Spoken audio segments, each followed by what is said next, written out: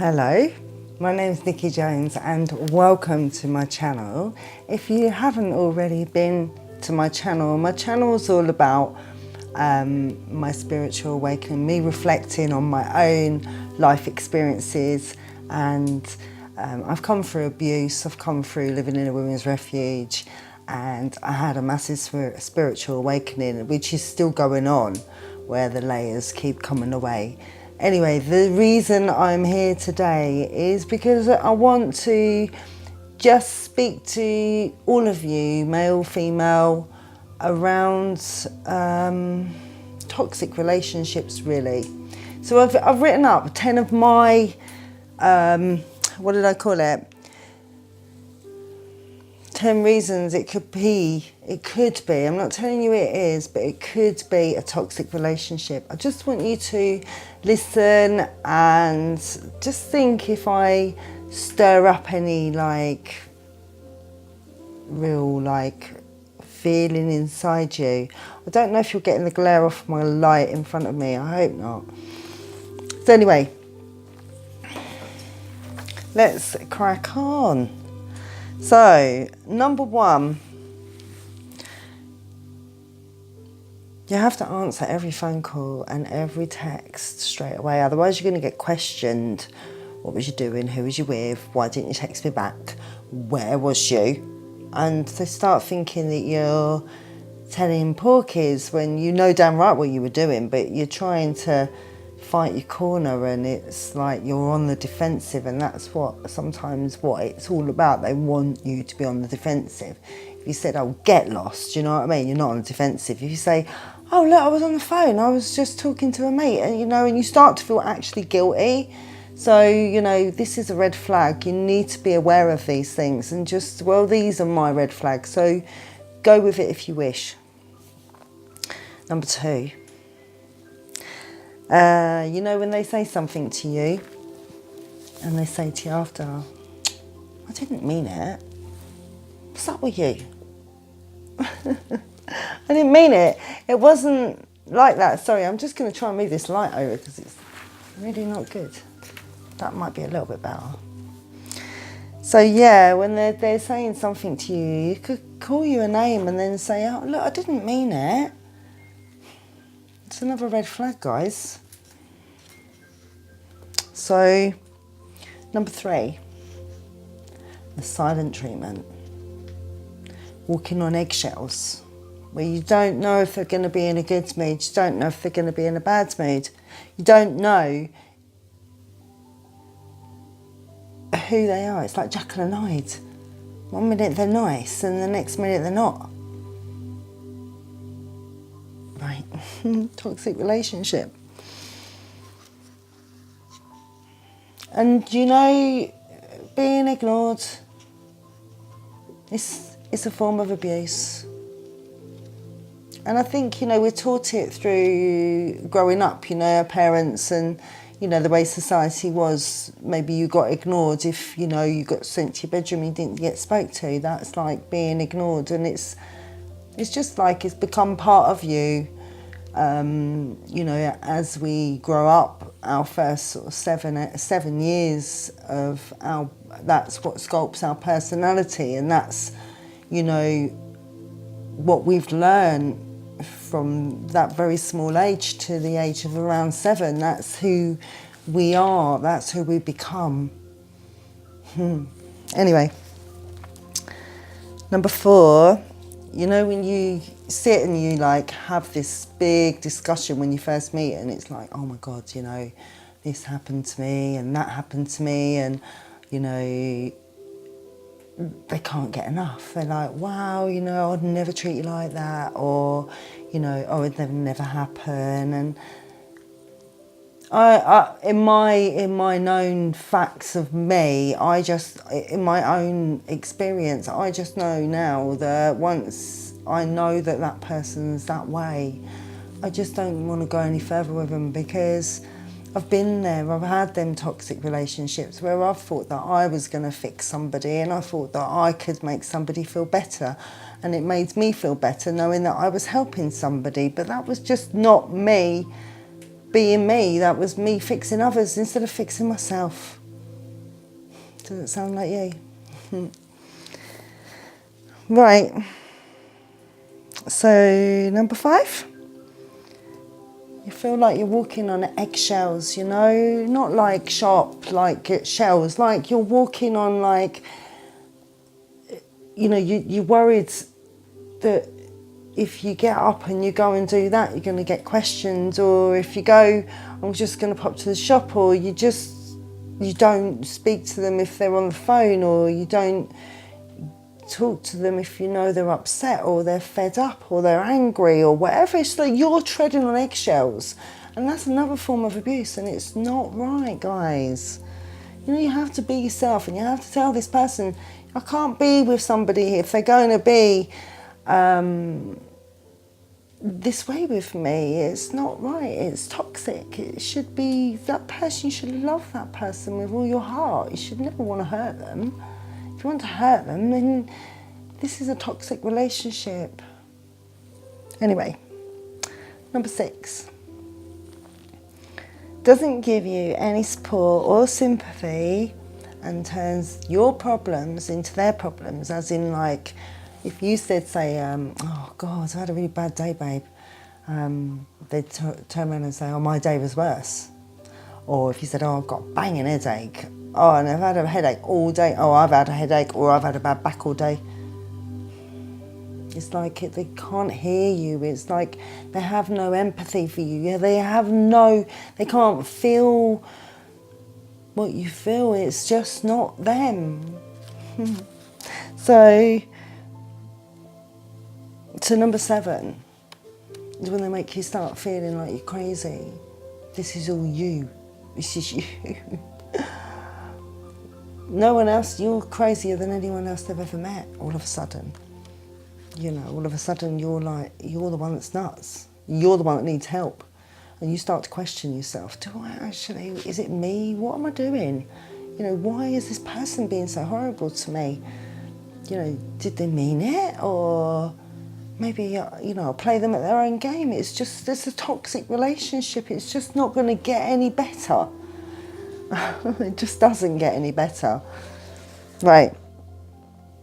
So number 8 doesn't give you space to go and do things that you wish to do, like go and see a mate, or, you know, go and treat yourself to a manicure or a facial, or, you know, go to the gym or whatever it is, you know, like out of the blue, right, babe, I'm going to see my mates tonight, going to pictures or whatever.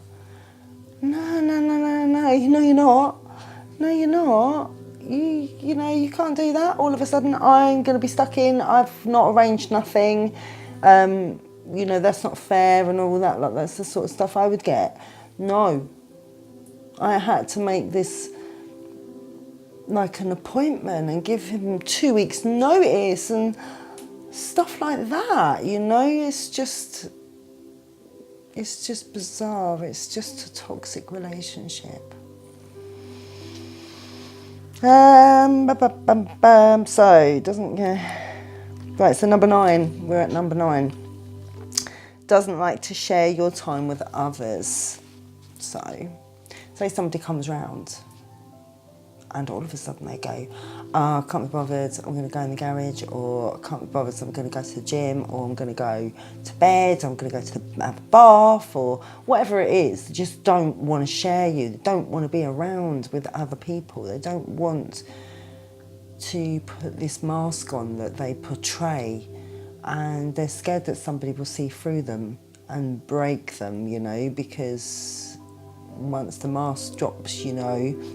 Anyway, that brings me to number 10, which is that massive aggression outburst where they all of a sudden they become this person that you've never ever met, and this person that you don't never want to meet again, and this person that is so loud and angry and furious, and you're trembling inside. You don't even know what the hell you've done, why they're acting up like that, and then the next day they're saying sorry about that, you know, and then they start blaming a reason, you know, oh, the reason I'm like that is because I've got stress at work. The reason I'm like that is because, you know, basically I'm messed up, you know. Get to know people, guys. You know, sometimes it may not show for the first you know, the first few months or the first year or so, but you know, look at them, look at the signs, and look at the, I've just numbered them from 1 to 10, so, you know, just look at that and just see if there's anything there that you can tick and say, yeah. I mean, everybody has problems in relationships, everybody has their moments, but this is up to you, to how you want to be. For me, I'm planning on really focusing on me and fulfilling my purpose, and I know I have to be single to be at that level. So for me, I'm going to stay single and carry on my journey of so much like self-awareness and consciousness and having inner peace and clarity and having epiphanies where I'm like, oh my God, you know, wow, this idea has just come into my head, and I have these crazy mad ideas, and I've become so creative in my house, and I have this just like this passion inside me that burns, and I've had to have a really hard wake up call to what's going on in my life right now, because it was so scary at one point, because I left a job, got another job, and then couldn't start and didn't sign on, and you know, it's been a few weeks and it's been difficult living with not a lot of money. But things are finally turning, and I believe things were like, this was what I believed, and this is what I just knew it was coming, and things would happen. And I have faith, and I believe, and having that faith and having that belief that things will come. Things will come if you need them, when you need them. But I think you've got to have the gratitude first. You've got to have gratitude for wanting and knowing what you want and being what you want and eliminating the things that you don't want. Because when you close one door, another door opens. And that's where I'm at now, you know.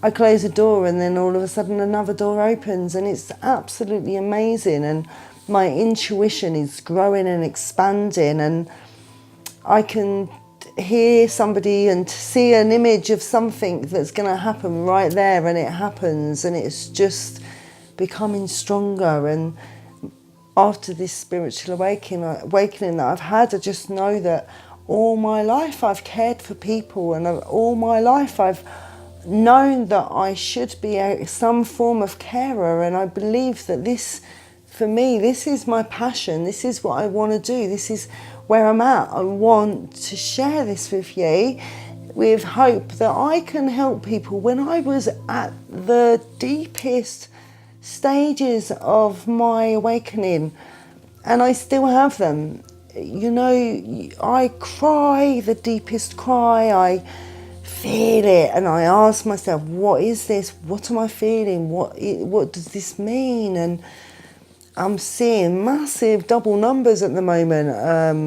20, 22, 22, 14, 14, 1, 1. You know, I'm just seeing numbers, and they just seem to really shout out at me, you know, like.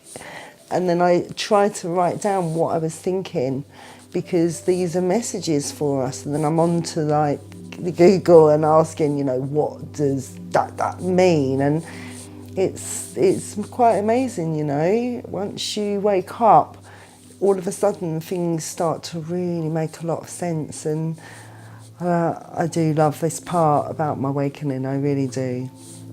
Anyway, I've gone further than I should have gone. Maybe I should have done a couple of videos, but we've got 2 for 1 here. So we've got toxic relationships and my 10 warning signs. These aren't for everybody. I don't want people to come to me and say, I've broken your relationship and all this lot. I just want you to be aware of these things. So if you get them, you can just, it's not happening, right? Stand your ground, set boundaries, and make sure that people know where they stand before they get to that stage. You know, tell them, I will not accept this in a relationship. I will not accept that in a relationship. And that is where your standards go. You must say what you want, all right? Well, that's my lesson anyway. All I can do is teach it out to you guys with my wisdom and my knowledge. Love, light and peace to you all. Thank you so much for coming. Please do hit my little subscribe button. It's my little picture. And try one of my new videos or one of my videos. I've got 51 videos now. So yeah, I'm trying to get them into categories. I'm trying to get it all organised. I've had to borrow a laptop just to try and get these things done. And I've done a lot today. So hopefully things will work great soon. Anyway, take care, guys, all right? Please give me a thumbs up if you like what you've seen. And if I've made sense to you, please, a little comment. It'd be great. I love to communicate with you and connect with you, okay? Thank you.